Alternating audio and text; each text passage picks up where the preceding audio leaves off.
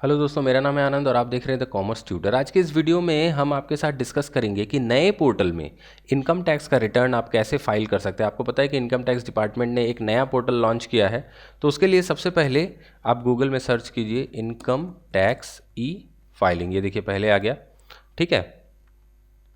तो यहाँ पर आप क्लिक करेंगे, ये या ये दोनों में किसी में भी आप क्लिक करेंगे तो आपको नए पोर्टल पे रीडायरेक्ट कर देगा। तो ये नया पोर्टल का एड्रेस है, चलिए इस पर क्लिक करते हैं। और ये देखिए जो सिंपल सा इंटरफेस आपको दिख रहा है, काफ़ी क्लीन इंटरफेस है। ये इनकम टैक्स का नया पोर्टल है जो इन्होंने डेवलप किया है अभी अभी। तो इसमें कुछ ग्लिचेस हैं, लेकिन फिर भी इसमें इनकम टैक्स जो है उसके रिटर्न आप फाइल कर सकते हैं। तो आज जो हम रिटर्न फाइलिंग डिस्कस करने वाले हैं वो हम एक इंडिविजुअल सैलरीड पर्सन की डिस्कस करने वाले हैं जो कि ITR 1 फाइल करेगा। और उस केस में उसके पास जो इनकम है वो मेनली सैलरी से है और थोड़ा बहुत सेविंग्स बैंक से अगर इंटरेस्ट को मिल रहा है तो वहां पर आप ITR 1 को भर सकते हैं, ठीक है। तो सबसे पहले हमको जो काम करना पड़ेगा वो है यहां पर क्लिक करना पड़ेगा लॉगिन पे।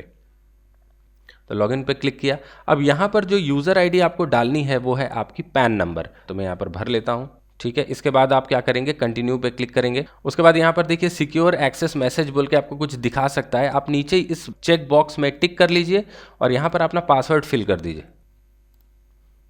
तो मैंने अपना पासवर्ड डाल दिया। देखिए यहाँ पर आपको दिखाएगा आपका नाम, welcome to e filing portal, फिर आपका नाम दिखाएगा जो कि मैंने सिक्योरिटी के लिए ब्लर कर रखा है, ठीक है। यहाँ पर भी कॉर्नर में आपको आपका नाम दिखाई देगा और यहाँ पर आपका स्टेटस दिखाई देगा जो कि है इंडिविजुअल, यानी कि हम एक इंसान के तौर पे रिटर्न फाइल कर रहे हैं, ठीक है। हम कोई कंपनी या पार्टनरशिप वगैरह नहीं है। अब यहाँ पर बता रहा है कि हमारा प्रोफाइल जो है वो 75% कंप्लीट है और आपको प्रोफाइल को पूरा कंप्लीट करना है। तो इस चीज़ को अभी आप स्किप कर सकते हो 1 मिनट के लिए, बाद में आप अपना प्रोफाइल अपडेट कर लेना। अभी चलो अपनी रिटर्न फाइल कर लेते हैं पहले, ठीक है। तो इसको मैंने कर दिया है स्किप। अब जो है हम अपना असेसमेंट ईयर 21-22 और प्रीवियस ईयर 20-21 का रिटर्न फाइल करेंगे, यानी कि जो भी पैसे हमने 20-21 में कमाए हैं, जो भी सैलरी हमने 20-21 में कमाई है उसके लिए असेसमेंट ईयर होगा 21-22, ठीक है। तो उसी का रिटर्न हमको फाइल करना है। देखो लिखा है file your return for the year ended 31 मार्च 2021, तो उसके रिटर्न हमको फाइल करनी है। तो फाइल नाउ पे क्लिक करेंगे।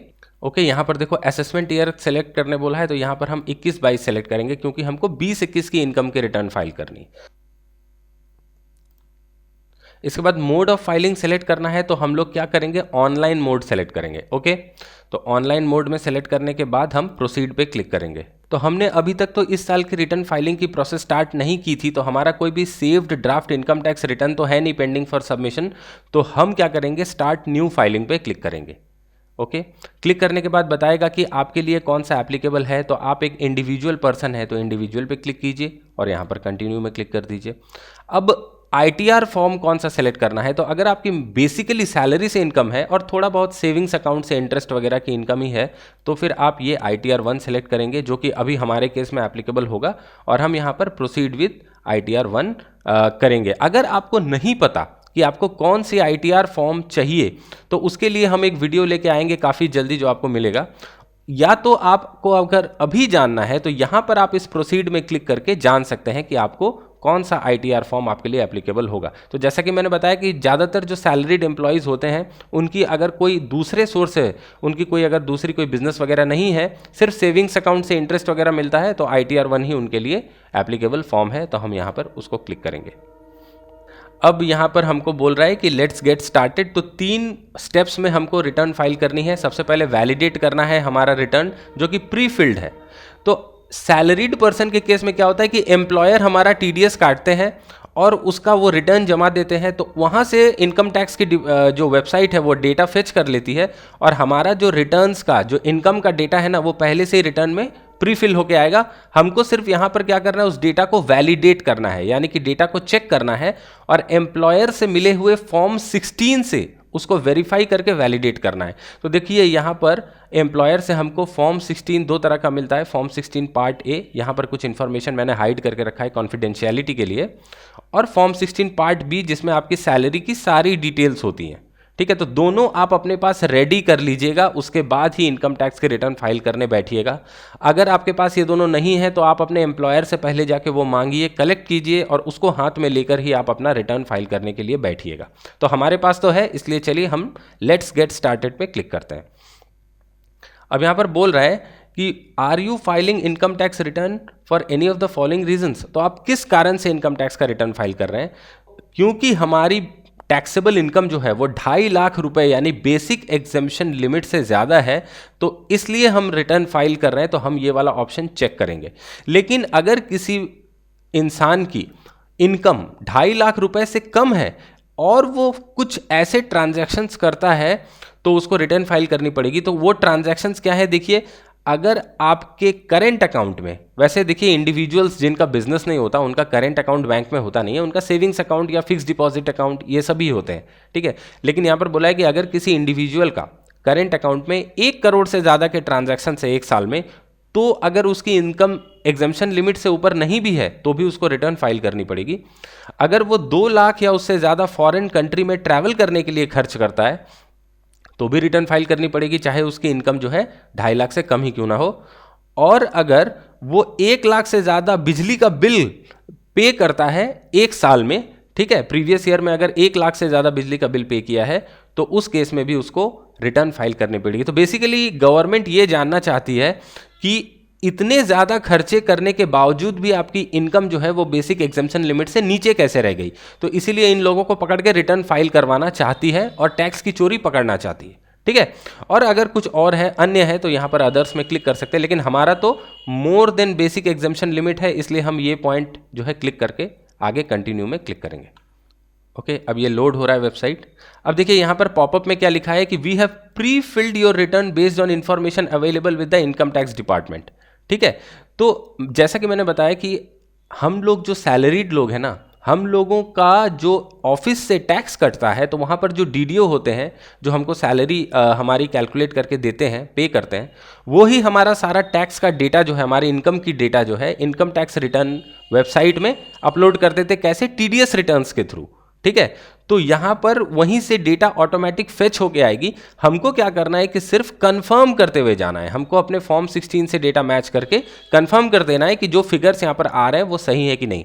और कहीं पर अगर आपको लगता है कि चेंजेस करने की रिक्वायरमेंट है, कोई ऐसी इनकम है आपकी जो आपने अपने ऑफिस में नहीं बताई है, जैसे कि बैंक से इंटरेस्ट वगैरह आपको मिला है, या कोई ऐसा डिडक्शन है जो आपने अपने ऑफिस में नहीं बताया लेकिन उसका लाभ लेना आपका छूट गया है, तो वो सब चीज़ें जो है आप रिटर्न में चेंज कर सकते हैं अपने हिसाब से, लेकिन उसका प्रॉपर प्रूफ रखिएगा अपने पास। बिना किसी पेपर एविडेंस के आप कोई भी एग्जेम्पशन या डिडक्शन क्लेम मत कीजिएगा, ठीक है। यहां पर कोई भी फेक इंफॉर्मेशन मत डालिएगा वरना आपको प्रॉब्लम हो सकती है।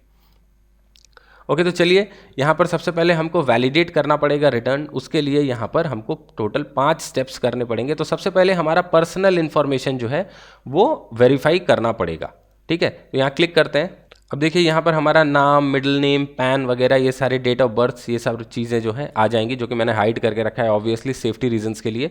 और यहाँ पर अब मेरा address, phone number, email address वगैरह आ जाएगा।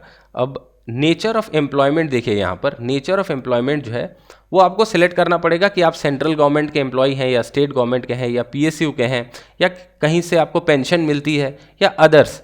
तो अदर्स जो है ना वो प्राइवेट सेक्टर के जो एम्प्लॉयज़ हैं वो अदर्स सेलेक्ट कर सकते हैं। क्योंकि मैं पीएसयू का एम्प्लॉय हूँ तो मैं पीएसयू सेलेक्ट करूँगा। ओके, इसके बाद क्योंकि हम रिटर्न को ड्यू डेट के अंदर फाइल कर रहे हैं, बिफोर ड्यू डेट, तो हमारी जो है 139(1) के अंडर रिटर्न फाइल हो रही है, तो हम इसी ऑप्शन को टिक रखेंगे, ठीक है। रिटर्न फाइल करने की जो ड्यू डेट है वो 30 सितंबर तक बढ़ा दी गई है और भी आगे बढ़ सकती है, तो अभी काफ़ी टाइम है। आप पहले फॉर्म 16 कलेक्ट कर लीजिए, उसके बाद ही रिटर्न फाइल कीजिएगा। ओके, ये सारी चीज़ें जो हैं हमारे लिए एप्लीकेबल नहीं है। अगर आप किसी नोटिस के अंडर रिटर्न फाइल कर रहे हैं तो एप्लीकेबल ऑप्शन जो है वो आप टिक कर लीजिएगा। ओके, क्या आप नए टैक्स रिजीम में ऑप्ट कर रहे हैं? आपको पता है कि 115 BAC को पिछले बजट में गवर्नमेंट लेके आई थी और यहाँ पर टैक्स स्लैब जो है वो थोड़ा सा कम है, लेकिन यहाँ पर कोई भी एग्जेम्पशन या डिडक्शन का फायदा आपको नहीं मिलेगा।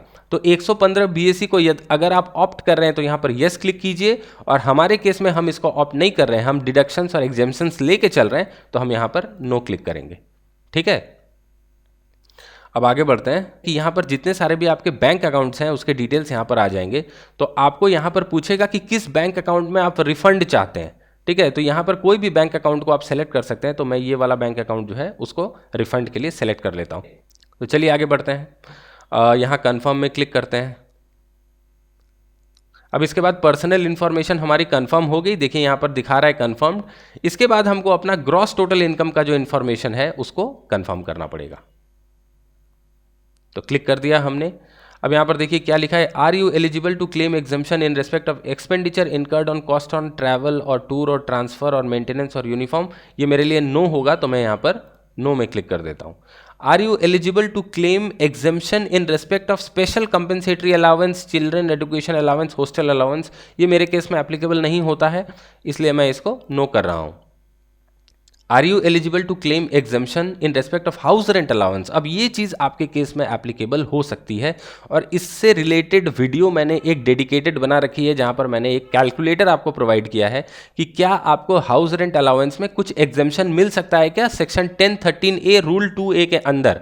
तो डिस्क्रिप्शन में मैं उस वीडियो का लिंक दे दूंगा, आप वहाँ पर जाके अपने जो भी हाउस रेंट के फिगर्स हैं, आपको कितनी हाउस रेंट अलाउंस मिलती है, वो सारे आप उसमें पुट कर दीजिएगा, तो आपका इन्फॉर्मेशन जो है वो मिल जाएगा कि कितना एग्जाम्पशन आपको मिलना है। तो उस हिसाब से आप यहाँ पर येस या नो कर सकते हैं। हमारे केस में एप्लीकेबल नहीं है, इसलिए हम नो करके आगे बढ़ रहे हैं। ठीक है।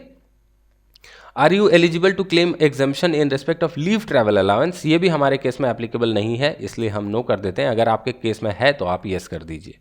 Okay. Are you eligible to claim any other exemption from salary income, हमारी और कोई एग्जाम्पशन फ्रॉम सैलरी इनकम नहीं है, तो हम नो कर रहे हैं। ओके। अब हम यहाँ कंटिन्यू पे क्लिक कर देते हैं। ठीक है। तो देखिए हमारी जो इनकम की डिटेल्स आपको यहाँ पर दिख रही हैं, ये अगर मैं अपने फॉर्म 16 से आपको दिखाऊं तो एक एक फिगर आप देखिए, ग्रॉस सैलरी यहाँ पर जो फिगर है वो आपको यहाँ पर दिखाई देगी, ग्रॉस सैलरी की सेम फिगर। ठीक है। नेट सैलरी का फिगर, डिडक्शन अंडर सेक्शन 16, ये सारे फिगर्स जो हैं ये मेरे फॉर्म 16 से बिल्कुल हूबहू मैच कर रहे हैं और ये प्रीफिल होके आ गए हैं। ओके। अगर आपको यहाँ पर कुछ भी नहीं दिखाई दे रहा है, यहाँ पर सारी चीज़ें ज़ीरो दिखाई दे रही हैं, क्योंकि मुझे ऐसा पता चला है कि बहुत लोगों का प्री फिल डेटा में कुछ भी नहीं आ रहा है, ज़ीरो दिखाई दे रहा है। तो आप अपने फॉर्म 16 को देखकर हूबहू डेटा जो है यहाँ पर एडिट में क्लिक करके सारा डेटा भर लीजिए। ठीक है। आप एक बार ये डेटा पूरा भर लेंगे, उसके बाद आप रिटर्न फाइल करेंगे तो आपको कोई प्रॉब्लम नहीं होगी, क्योंकि आपके पास तो फॉर्म 16 है, आपके पास एक वैलिड डॉक्यूमेंट है, तो इसके सहारे आप रिटर्न फाइल कर सकते हैं, आपको कोई भी दिक्कत नहीं होने वाली है। ठीक है। तो जैसा कि आप देख रहे हैं मेरे फॉर्म 16 में जो भी डेटा है, देखिए यहाँ पर मेरा नेट टैक्सेबल इनकम जो है वो मैं आपको दिखा देता हूँ। नेट टैक्सेबल इनकम जो है मेरा, टोटल टैक्सेबल इनकम 849312 है, और यहाँ पर भी मेरा टैक्सेबल इनकम जो होगा यहाँ से 999312 जो है आपको जो दिखाई दे रहा है, ये मैं दिखाता हूँ आपको, ये रहा 999312। इससे हमको डिडक्शंस मिल जाएंगे 1.5 लाख के ATC में, तो वो आपको अगले पेज में आएगा शायद, मैं यहाँ पर कंफर्म करता हूँ।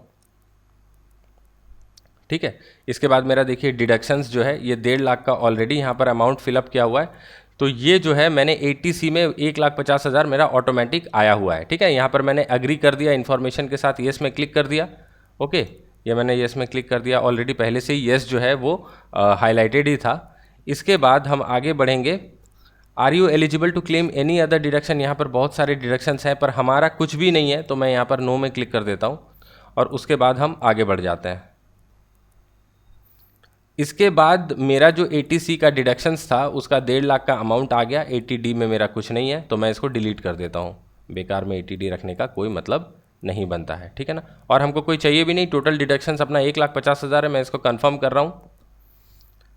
इसके बाद मेरा जो टैक्सेस पेड है, ये जो टैक्सेस पेड है मेरा, ये मेरा टोटल TDS जो डिडक्ट हुआ था मेरे सैलरी से, वो अमाउंट देखिए 85,657 यहाँ पर आपको दिखाई दे रहा होगा। ये अमाउंट मेरे इस फॉर्म 16 से देखिए मैच कर रहा है, मैं आपको दिखा देता हूँ। यहाँ पर देखिए मेरा टोटल जो टैक्स डिडक्ट हुआ था 85,657, फॉर्म 16 पार्ट A में ये आपको दिखाई देगा। अगर आप फॉर्म 16 पार्ट A निकाल लेते हैं जो आपके एम्प्लॉयर ने दिया है, तो आपको ये फिगर दिखाई देगी, और यही फिगर मेरा जो है यहाँ पर भी रिफ्लेक्ट हो रहा है 85,657। तो मेरे में कोई प्रॉब्लम नहीं है। लेकिन अगर आपका नहीं रिफ्लेक्ट आ रहा है, ठीक है, अगर आपका कोई प्रॉब्लम आ रहा है, यहाँ पर कम अमाउंट आ रहा है या ज़ीरो आ रहा है, तो आप यहाँ पर शो डिटेल्स में क्लिक करके डेटा को एडिट कर लीजिएगा, और एडिट करके अप्रोप्रिएट अमाउंट जो है उसको भर लीजिएगा। ठीक है ना। आप अपना फॉर्म 16 पार्ट A देखकर अप्रोप्रिएट अमाउंट भर लीजिएगा, कोई प्रॉब्लम नहीं होने वाली है। ओके। टोटल टैक्सेस पेड को भी मैंने कन्फर्म कर दिया। अब इसके बाद जो है मेरा टोटल टैक्स लायबिलिटी जो है वो देखना है कितना आता है। ये जो मेरा टोटल टैक्स लायबिलिटी है वो आ जाएगा ज़ीरो, क्योंकि मैंने जो है जितना मेरा टैक्स लायबिलिटी है उतना ही मैंने टीडीएस जो है वो दे रखा है। तो मेरा इंटरेस्ट फ़ी ये सब कुछ नहीं आ रहा है, ज़ीरो आ रहा है। Total tax fee and interest जो है 85,656 ही आ रहा है। इसको कंफर्म कर देते हैं। अब यहाँ पर प्रोसीड करते हैं। You are eligible for a refund of ₹0। तो ना मेरा कुछ टैक्स पेबल है ना मेरा कुछ रिफंडेबल है, ठीक है ना। देखिए मेरा total tax fee and interest से 85,656 अमाउंट आ रहा है, और मैंने टोटल टैक्सेस पेड यानी कि मेरा जो टीडीएस कटा हुआ है वो 85,657, ₹1 ज़्यादा ही मेरा टीडीएस कटा हुआ है, इसलिए मेरी टैक्स की लायबिलिटी जो है वो ज़ीरो आ रही है, रिफंड भी मेरा ज़ीरो आ रहा है। अब मैं क्या करूँगा, प्रीव्यू करूँगा रिटर्न को, ठीक है। तो यहाँ पर जो है ये सारा मेरा डेटा जो है इसको मैं टिक कर लूँगा, ओके। और यहाँ पर क्योंकि हम खुद रिटर्न फाइल कर रहे हैं अपने आप, यहाँ पर हमने कोई टैक्स रिटर्न प्रिपेयर की हेल्प नहीं की है, तो ये सारा डेटा जो है ये ब्लैंक ही रहेगा, ओके। अब हम यहाँ पर प्रोसीड टू प्रीव्यू में क्लिक करेंगे तो ये हमारा डेटा जो है वो आ जाएगा। देखो ये हमारा इनकम टैक्स का फॉर्म जो है वो हमारा आ गया है। आप एक बार फिर से सारी चीज़ों को अच्छे से चेक कर लीजिए। ये जो अमाउंट्स हैं आपके, ये अमाउंट्स आप बिल्कुल हूबहू आपका फॉर्म 16 में भी वैसे ही होगा।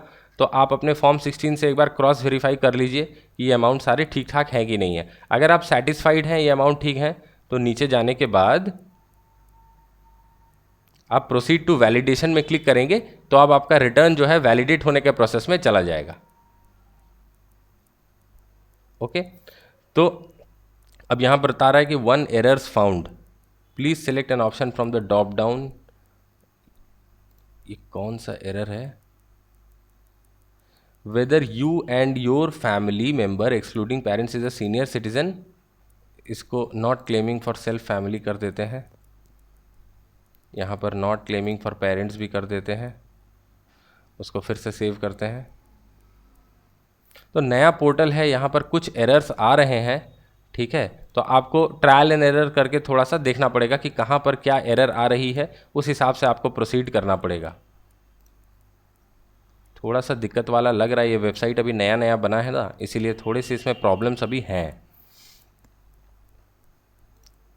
प्रोसीड टू वैलिडेशन कर दिया। देखिए अब जो है वो एरर चला गया है। एक्चुअली वहाँ पर मुझे ड्रॉप डाउन से नॉट क्लेमिंग फॉर सेल्फ और नॉट क्लेमिंग फॉर पेरेंट्स जो है वो क्लिक करना था। अब मैं प्रोसीड टू वेरिफिकेशन में क्लिक करूँगा, तो इसके बाद ई वेरीफाई नाउ जो है मैं आधार OTP को यूज़ करके यहाँ पर वेरीफाई करूँगा। तो मैं ई वेरीफाई नाउ में क्लिक करता हूँ, यहाँ कंटिन्यू पे क्लिक करता हूँ। अब I would like to verify using OTP on mobile number registered with Aadhaar, तो ये मैंने क्लिक कर लिया। इसके बाद मैं कंटिन्यू पे क्लिक करता हूँ, ठीक है। यहाँ पर मैंने एग्री कर लिया अपने आधार डिटेल्स को वैलिडेट करने का। अब OTP जो है ये मेरे फ़ोन में आ जाएगा। OTP जो है आ चुका है, ये मैंने OTP डाल के वैलिडेट में क्लिक कर दिया, ओके। अब मुझे क्या करना है कि सिर्फ कंफर्म सबमिशन के लिए मुझे सबमिट बटन पे क्लिक करना है, ठीक है। उसके बाद मैं कुछ भी डिटेल्स जो है मॉडिफाई नहीं कर सकता। देखिए यहाँ पर लिखा हुआ है you can no longer modify, तो एक बार सब कुछ अच्छे से चेक करके तभी आप सबमिट करें। तो मैंने सबमिट कर दिया, ओके। गो टू डैशबोर्ड, ये मेरा जो है देखिए रिटर्न फाइल हो गया। You have successfully filed and verified your return, और आपका जो नोटिफिकेशन है आपके मोबाइल नंबर और ईमेल आईडी पे जो है वो चला जाएगा जब आपका रिटर्न प्रोसेस हो जाएगा। आप यहाँ से अपना रिटर्न का फॉर्म डाउनलोड भी कर सकते हैं। तो मैं क्लिक करके एक कॉपी डाउनलोड करके रख लेता हूँ, इसको मैंने सेव कर लिया और मैं गो टू डैशबोर्ड जाता हूँ। तो मेरा जो है रिटर्न फाइल करना हो गया है। अब मैं सेफली यहाँ से लॉग आउट करके निकल जाऊँगा। तो ये देखा आपने कितना इजी था इसमें रिटर्न फाइल करना। अभी पोर्टल में कुछ ग्लिचेस हैं, पर पहले के मुकाबले एक इंसान को अपना खुद का रिटर्न फाइल करना जो है वो पहले से आसान हो जाएगा जब ये पोर्टल बिल्कुल ठीक ठाक काम करने लगेगा। तो आशा करता हूँ कि इस ट्यूटोरियल को देख के आप खुद भी अपना इनकम टैक्स का रिटर्न फाइल कर पाओगे और किसी को कंसल्टेंसी देने की आपको ज़रूरत नहीं होगी। आप अपना खुद का रिटर्न जो है, अगर आपकी नॉर्मल सैलरी से इनकम है और बैंक इंटरेस्ट से भी जो इनकम है, आप वहाँ पर दिखा सकते हो सेक्शन 80T में आराम से, ठीक है ना। वो आपको थोड़ा पढ़ के आप कीजिएगा तो आपकी सारी चीज़ें जो है आराम से हो जाएंगी। तो इस वीडियो को देखने के लिए आपका बहुत बहुत धन्यवाद। ये वीडियो जो है वो आप अपने दोस्तों के साथ शेयर कर सकते हैं। आपको पता है कि 30 सितंबर जो है वो लास्ट डेट है इनकम टैक्स रिटर्न फाइल करने की, तो उससे पहले अपना रिटर्न जरूर फाइल कर लें, वरना आपको 5,000 रुपये की पेनल्टी लग सकती है। और आपके जो भी दोस्त रिश्तेदार हैं जिनको भी अपनी इनकम टैक्स की रिटर्न फाइल करनी है और बेसिकली जिनकी सैलरी से इनकम है, उनके साथ ये वीडियो ज़रूर शेयर करें ताकि उनको भी इसका बेनिफिट मिल सके। वीडियो देखने के लिए आपका बहुत बहुत धन्यवाद। आपका दिन शुभ हो।